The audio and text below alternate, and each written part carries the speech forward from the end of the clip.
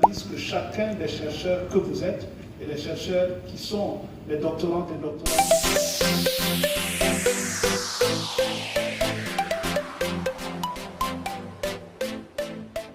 Les doctorales cette année sont allés dans la dynamique qui leur avait été lancée par les autorités de la transition, à savoir voir comment la recherche peut accompagner ce problème de sécurité que nous avons. Quelles solutions, quelles pistes apporter à la problématique sécuritaire au Burkina Faso.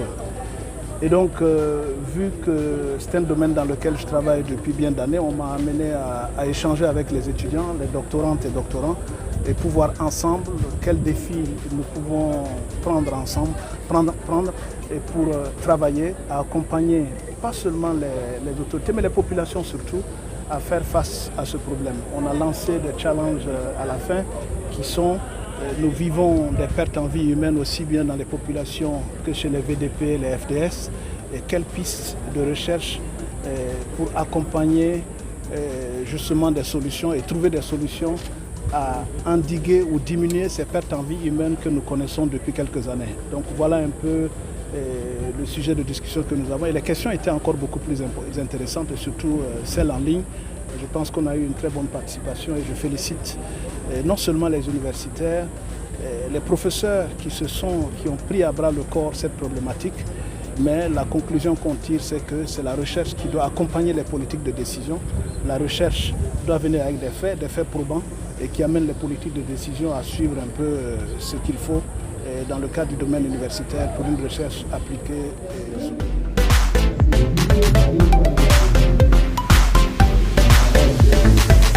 J'étais très édifié par les questions. Il y a une qui a dit: est-ce que les machines vont résoudre le problème de sécurité?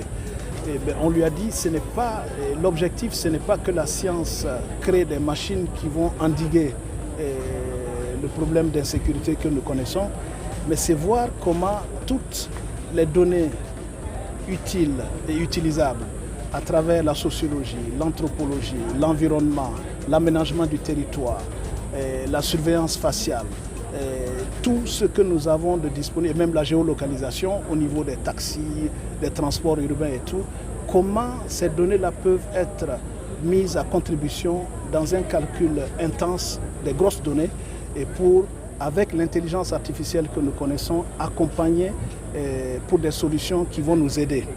Je disais aussi que la recherche est un capital. Vous voyez, quand on fait de la recherche scientifique, même si elle est appliquée, les résultats ne sont pas immédiats. Mais quand les résultats arrivent et qu'ils sont probants, ça rapporte gros. Et donc c'est pour ça que souvent on ne voit pas le privé accompagner la recherche, mais il faut trouver une combinaison entre le privé et le public pour permettre à la recherche de se développer. Et donc c'est de cela que ces doctorales-là s'agissait, et nous en sommes fiers.